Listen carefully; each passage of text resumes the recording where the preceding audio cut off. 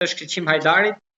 Është sipas mediave, akoma s'kemi diçka zyrtare, por në mos gaboj Bolt Newsi kishte shkruar diçka të tillë. Një blerje merkato vazhdon.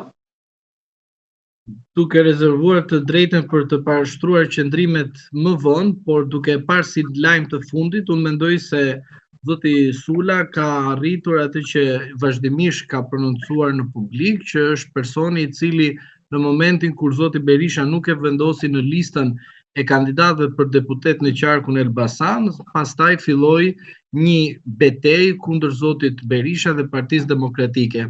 Sigurisht që për zotin Rama është një fitore në kuptimin elektoral, për shkak se ai ka një influencë në zonë. Por do presim edhe deklarimet zyrtare dhe në fund fare, patjetër pse jo mos të parashtrojmë më të detajuar dhe më analizë konkrete se si nga opozitar bësh pjesë e qeverisjes së vendit. Ose më mirë kesh qeverisjes së vendit kur ti vetë ke akuzuar zotin Rama si pjesëtar të organizatave kriminale.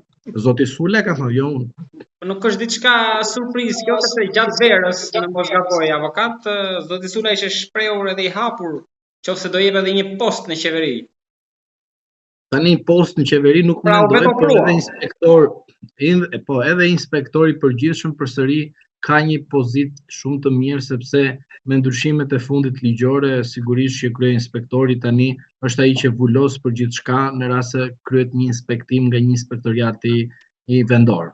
Pra, gjitha bizneset në Shqipëri do të jenë në dorën e një demokrati.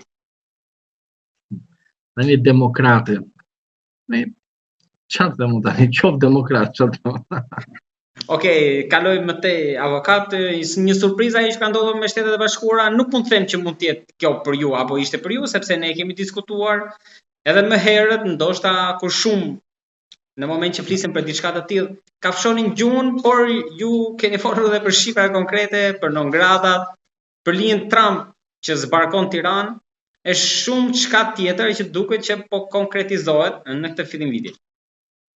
Ashtu siç e kam parashtruar edhe më përpara, atëherë kur njerëzit na paragjykonin për shkak të asaj që ne kemi informacion në kohë reale, në momentin e dur kemi parashtruar tek opinioni publik të vërtetën dhe e vërteta është pikërisht linja Trump nuk e harron Ballkanin perëndimor, pavarësisht se zoti Rama duke përdorur gjithmonë propagandën e tij, duke justifikuar çdo dështim e tij si një sukses dhe arritje për Shqipërinë, nuk kuptohet qartësi që linja Trump për Ballkanin perëndimor ka një qasje tjetër dhe qasja nuk është ajo më pashme që ka pasur presidenti Biden, por është pak më ndryshe sepse në fund fare presidenti Trump do të vendosi fokusin në 2026 në maksimum të marsit të 2027-s Ballkanit perëndimor duke përfshirë këtu Kosovën edhe Serbinë.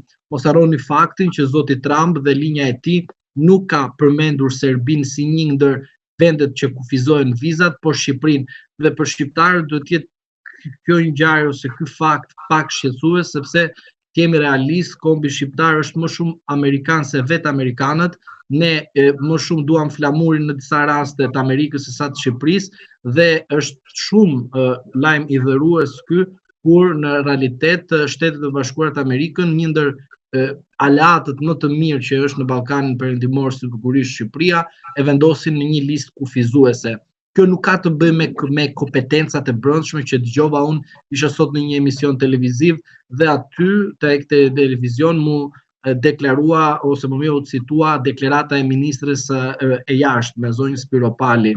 Dhe thoshte që ajo është një politikë e brendshme të Shtetet Bashkuara të Amerikës. Jo, është një politikë e jashtme të Shtetet Bashkuara të Amerikës. Ju mendoni avokat që fajtor për këtë janë shqiptarët e Shqipëri apo shqiptarët në Amerikë? Jo, nuk ka lidhje fajësie këtu. Pra mos fajsojmë qytetarët shqiptar të cilët duan të shkojnë tek ambasada amerikane ose të konsullatet të pajisen me vizë.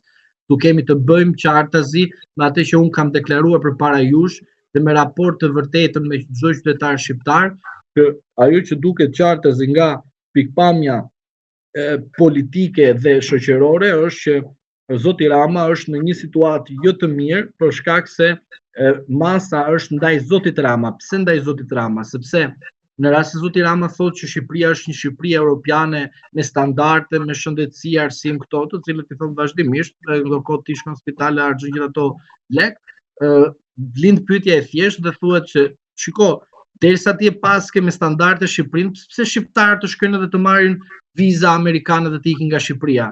Sepse derisa ti e ke rregulluar Shqipërinë, pse duhet të kesh edhe të krijosh emigrant ekonomik? Kjo është përgjigje e Shtetet e Bashkuara të Amerikës.